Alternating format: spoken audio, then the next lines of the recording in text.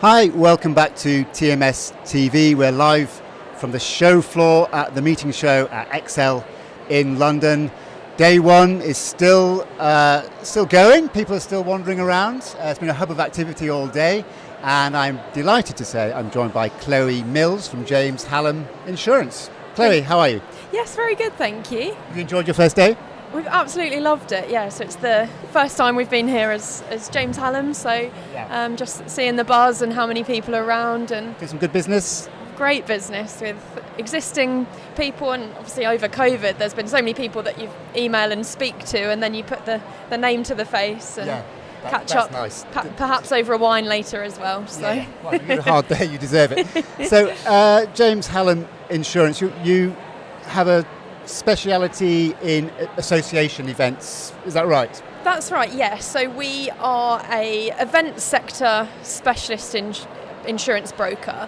So we will help our clients, association management, businesses, charities, organisations that are putting on events. We are their kind of insurance guide. We'll give them advice, recommendations, and a kind of overall picture of their business or their association and how we can help from a risk management point of view with their insurance. Just for events or for them in general? Yeah, so predominantly events, but we can also help them with their kind of staff travel, for example. So a lot of this ties in, as you know, associations will be going across the world, across Europe with their events. So we can also help with an insurance policy to cover their staff who are travelling, doing venue visits, site visits, and then for the actual event whilst they're travelling as well. So yeah. So I'm guessing I don't want to mention the P word too often, but because it's nice not to talk about the pandemic, but it must have changed the landscape for event insurance wholesale. Oh yeah, completely. So it was, our world was, along with everyone, kind of thrown into chaos of all of a sudden no events were taking place. And it's funny because we had this kind of plan at the time of best, middle and worst case scenario, and we look back now and our worst case scenario was events were off for 3 months and then it's back to normal, which obviously didn't quite happen. I don't know where that came from. No, I don't know. But we all believed it. Positivity. 12 weeks, wasn't it? The novelty of working from home for a few months and then everything being back to normal was what we thought. So post-COVID and coming out of that, from an insurance point of view, it's massively changed. You've got insurers that are now more cautious than ever. You've got more exclusions in policies that didn't used to be there. And you've got kind of new risks. So with people doing different types of events, we'll go on to virtual and hybrid and things like that. But it's completely changed the dynamic of how an insurance policy works. So what we would say is obviously being able to give advice to clients is we know the policy wordings with insurers, we know they've changed, and we can kind of hopefully point out to people what's different from where they used to probably just buy the same policy every year and it would be the same and have the same cover. There's a lot of variables. Are we settled on what force majeure means now? I don't think we will ever be settled on what that means. But am I right in thinking during the pandemic most people weren't covered with force majeure if they were cancelling events? So a force majeure situation is something that happens outside of your control, so an act of God, something that's beyond the control of the organiser, beyond the control of the venue. So there are certain situations, certain force majeure situations that can be covered, some that cannot be covered, and some that you can buy back for an additional premium. Right. So it's a slightly middle ground answer there, and that's hopefully whereas a broker that does insurance every day, which is hopefully takes away the pain from when you say buyback, that's sort of after the event, something happens, you're not covered, you then buyback in terms of it's excluded within a standard event insurance policy, but it's called a buyback into the policy prior to the event. You can pay an additional premium to have that covered within your policy. So these are things that we will always send to our clients a quote and then say, these are the options. So riot and civil commotion is a good example of that, where it's excluded, but we can offer you a price to buy that back into your policy so you do have the cover. So what are the common mistakes or the oversights that associations make when they're thinking about events in terms of what they should be covering? Yeah, I would say one of the biggest things is leaving it until quite close to the event to decide to insure.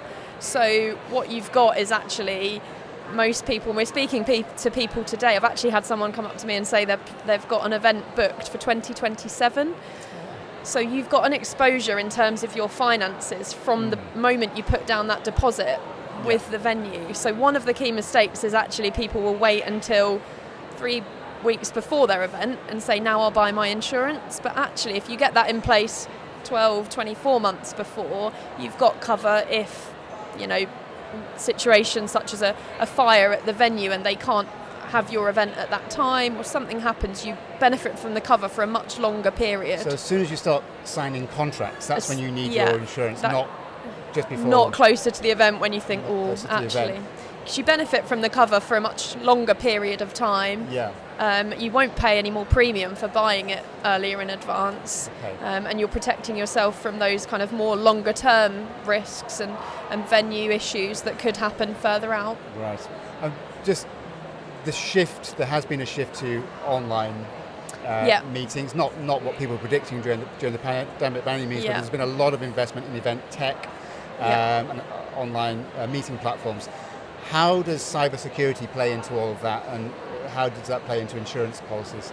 Yeah, so it opens up a whole new can of worms, really, with risks that, if you're hosting a live event face to face, you still have an element of cyber risk. You have customer data, you have, all of the data on systems, you have the transmission failure, if the internet's not working in this venue, we can't do this. So you have an element of it.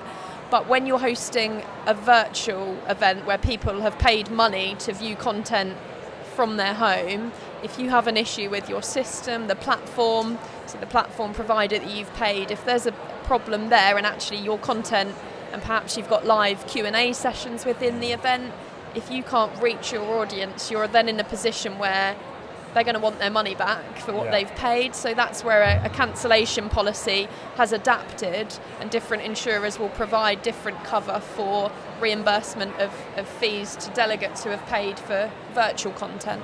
And what about something a bit more extreme, like some data hacking, or loads of data is now swapping hands between event organisers and what have you? Yeah, and some of that can be quite sensitive information that you do need to ask kind of dietary requirements and certain medical conditions and things like that. So it's more important than ever for every single association and event organiser to have a cyber insurance policy in place, which covers both third-party losses, so losses that are a third party suffers as a result of you perhaps suffering an attack where their information is leaked, and also your own investigation costs or costs you have to pay to fix your systems that may have been hacked as well. So does hybrid have any unique challenges? I mean, we're talking about in person, we're talking about online, but does hybrid have any specific challenges? It has unique challenges in terms of you've got two sets of potential things that you're looking at in terms of going wrong. Yes, you've got the live event exposure. You might be looking at kind of venue problems, so fire, flood, storm damage, earthquake in certain areas, terrorism, incidents of crime in the local area, preventing access. And then you've also got then the risks we spoke about with the transmission failure as well. Yeah, so it's a kind of...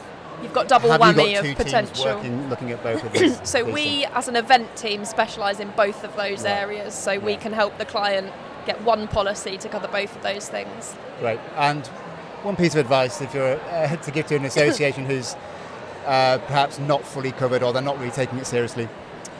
All I would say is, we can give you options to suit your budget. We can kind of give you middle, high, different levels to kind of work with you, and just give us a call or an email, and we can try and help with kind of working to tailor something to your needs. Because something's got to be better than nothing. Exactly. I guess. Right. Clary, thank you so much for your time on TMS TV, and that's me done. I think I've got another interview in about 5 minutes, so I'll see you again after this short break. Thank you.